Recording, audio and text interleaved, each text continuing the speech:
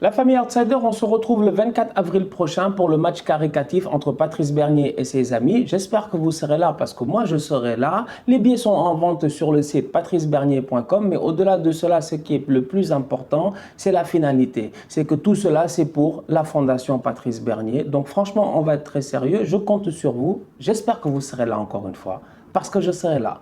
On se capte le 24 avril. Salam, salam Outsider, le débrief commence maintenant.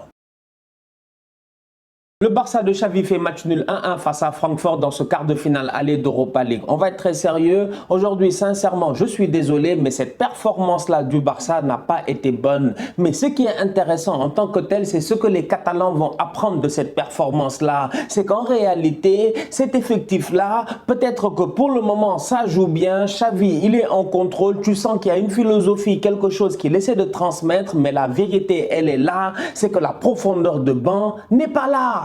Elle n'est pas là. Franchement, c'est bien de faire tourner, c'est important de faire tourner. Je suis à 100% d'accord avec Xavi. Xavi doit faire tourner, il faut que tout le monde soit impliqué. Le problème, il est simple, c'est qu'on se rend compte petit à petit qu'il y a certains joueurs, je suis désolé, ils ont des limites par rapport aux ambitions que le Barça veut se donner. Le Barça a l'ambition de retourner en Ligue des Champions, jouer le jeudi soir. Je suis convaincu que ça ne plaît pas aux Catalans. Leur but, c'est de jouer le mardi et le mercredi soir.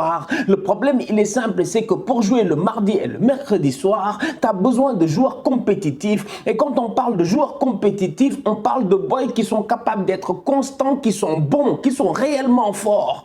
Adama Traoré, c'est un très bon joueur de football, franchement. Énormément de respect pour ce qu'il fait. Mais aujourd'hui, on se rend compte que Adama Traoré, tout comme l'étendue de sa carrière, tout comme ce qu'on a eu l'occasion de voir à Wolverhampton, c'est des hauts, c'est des bas. Et au Barça, t'as pas le temps d'être dans le bas. Dans certains clubs, tu n'as pas le temps d'être dans le bas. Aujourd'hui, tu te rends compte, franchement, je suis désolé que Ousmane Dembélé, c'est un boy calibre Barça. Dès le début, ils ne se sont pas trompés. C'est juste que Dembélé n'était pas sérieux. Maintenant qu'il est marié, maintenant qu'il est sérieux, on voit réellement l'apport et l'importance d'Ousmane Dembélé. Aujourd'hui, je suis désolé, le Barça joue face à Francfort. Si Francfort, il se gère déjà en première mi-temps, c'est 1-0. Le boy Djibril Sow, il doit marquer. Il doit marquer. Franchement, c'est un tap-in. C'est un plat du pied sécurisé. Franchement, on va être très sérieux. Pour nous tous, on pensait que c'était un but. Il frappe à côté. Retour de deuxième mi-temps, Francfort marque. C'est logique. Il n'y a aucun problème. Mais il a fallu attendre, je dis bien, que le milieu de terrain y ait du changement, que Frenkie de Jong y rentre et que Ousmane Dembélé y rentre pour que 8 minutes plus tard et jusqu'à la fin du match, on voit enfin un Barça logique, intéressant, ce qu'on a eu l'occasion de voir depuis l'arrivée de Xavi. L'effectif n'est pas prêt. L'euphorie est normale, c'est bien. Il y a de l'euphorie dans ce club-là, c'est super, c'est excellent. C'est très bien même que les supporters soient heureux. Tout le monde est bien en ce moment dans ce club-là, c'est important. Mais des matchs comme ça te permet vite fait de te recalibrer en te disant, yeah, en ce moment, on joue bien. Mais la réalité, c'est que quand tu vois, je sais pas moi, la Ligue des Champions et tout, tu te dis, on n'est pas prêt. Vous n'êtes pas prêt. Franchement, vous n'êtes pas prêt. Et c'est ça, en fait, que doit se dire Xavi. Xavi doit se dire dans sa tête, on n'est pas prêt.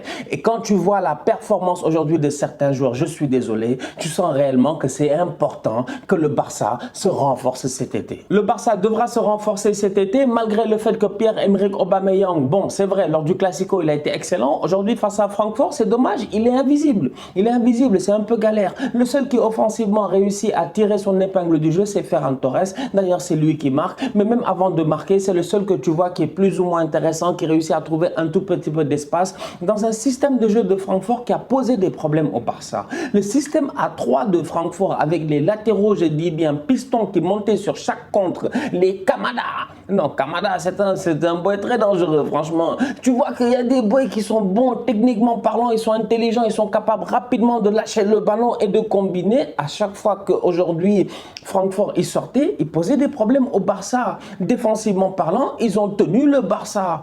Pierre-Emerick Aubameyang pendant 90 minutes, est-ce que réellement même il a réussi à se créer une vraie occasion? ça a été compliqué. Adama Traoré, ça a été compliqué. Malgré sa puissance, sa vitesse et tout, il n'a jamais réussi à réellement prendre l'ascendant sur cette équipe de Francfort-là. C'est la raison pour laquelle je dis que cette défaite-là en tant que telle, ce match nul-là en tant que tel, il est bon pour le Barça parce que c'est un match nul qui permet au Barça de comprendre que cet été, il va falloir se renforcer. On parle de Haaland, on parle d'un attaquant, c'est important parce que dans ce genre de match-là, tu te rends compte que si Memphis Depay n'est pas sur le banc, en tout cas si tu n'as pas d'attaquant sur le banc, tu galères automatiquement. C'est ce qui s'est passé. Tu n'as pas forcément le changement qu'il faut. Au milieu de terrain, on se rend compte que Frenkie de Jong, il s'est porté le ballon. J'ai eu l'occasion de le dire ici. J'ai eu l'occasion de dire ici que de la même manière que Kevin De Bruyne, c'est 6-8-10, Frenkie de Jong, c'est 2-6-8-10 parce qu'il nous l'a montré. Il est capable de jouer défenseur central. Même si tu le mets latéral, je suis sûr et certain qu'il se gère. Frenkie peut jouer partout sur un terrain. Frenkie, il est intelligent. Frenkie, il sait porter le ballon. Il va de l'avant. Même qu'il y a encore...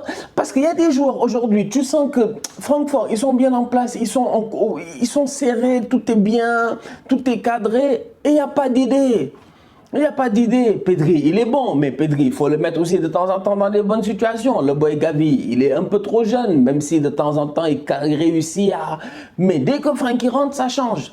Donc du coup, tu as besoin de joueurs du calibre de Frenkie pour aller compétir. Quand tu veux, si tu veux compétir, calibre Ligue des Champions. Mais joueur calibre Frenkie, c'est quoi? C'est quoi plus ou moins sur le marché en ce moment? Vous êtes sur caissier. C'est pertinent. En tout cas, vous avez besoin de quelque chose et ça s'est vu ce soir. Sinon, mis à part ça, dans le fond en tant que tel, le jeu a été cohérent à la minute où les bons joueurs sont rentrés sur le terrain. Gérard Piqué est sorti sur blessure. J'espère que ce n'est pas très grave parce qu'en ce moment, il est en forme. C'est vrai qu'aujourd'hui, si tu regardes bien, le système de jeu de Francfort a fait de telle sorte que les latéraux du Barça, ils ont un peu galéré. Plusieurs fois, surtout en première mi-temps, les gars passaient derrière leur dos, tu ne comprenais pas. Je parle là de Alba et de, comment il s'appelle, et de Araujo. Mais dans l'ensemble, quand même, les gars ont fait leur match, donc du coup, ça va. Mais Gérard Piqué qui sort, l'anglais qui rentre, à ce moment-là, tu paniques parce que l'anglais, cette année, il n'a pas énormément joué et pourtant, l'anglais fait un match très correct.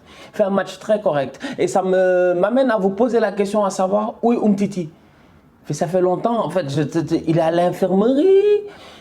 Il est en tribune. En fait, où est Umtiti? Ça fait longtemps que je n'ai pas entendu parler de Umtiti. Pourtant, Umtiti, quand même, la Coupe du Monde arrive. Mais dernière Coupe du Monde, c'est casser la démarche comme Samuel Umtiti. Quand même, c'était une punchline. Au-delà de ça, il est buteur, je dis bien. C'est lui qui élimine, si je ne me trompe pas, la Belgique en demi-finale. Bref, où est Umtiti? Sincèrement, en voyant l'anglais aujourd'hui, c'est la question que je me suis posée. Le match retour la semaine prochaine sera très intéressant pour cette équipe de Xavi-là et je reste convaincu que dès ce week-end, il y a des changements qui vont être faits. Ils vont jouer face à Levante à l'extérieur. Il va falloir qu'ils se gèrent, même si Levante en ce moment en championnat, c'est très compliqué. Ils se battent pour le maintien. Mais le Barça la semaine prochaine face à Francfort, il va falloir, je dis bien, proposer beaucoup mieux. Mais cette saison, ce qui est intéressant, c'est qu'on a eu l'occasion de le voir en Europa League. Le match aller face à Galatasaray, c'est 0-0. C'est 0-0. Dans notre tête, peut-être que certains se disent c'est un fiasco, que nanana, etc. Au match retour, ils sont allés gagner en Turquie et ça n'a pas été simple, mais ils l'ont quand même fait sur une belle performance et je ne me trompe pas, une très belle frappe de Pedri. Donc du coup, là, aller faire 1-1 à Francfort, c'est pas un mauvais score pour ce Barça-là, en sachant que Xavi avait fait tourner, en sachant qu'il y a certains joueurs qui ne se sont pas réellement gérés. Donc du coup, la balle est toujours dans le camp du Barça pour le match retour dès la semaine prochaine. La qualification en demi-finale, à mon humble avis, pour ce Barça-là, pour le projet de Xavi, pour l'expérience que ce groupe-là doit apprendre et prendre avant d'aller en Ligue des Champions la saison prochaine, est très important. La famille, on se capte très bientôt pour un nouveau débrief. D'ici là, on continue à liker, on continue à partager, on s'abonne, on est ensemble, on reste en santé, c'est le plus important. Tous outsiders.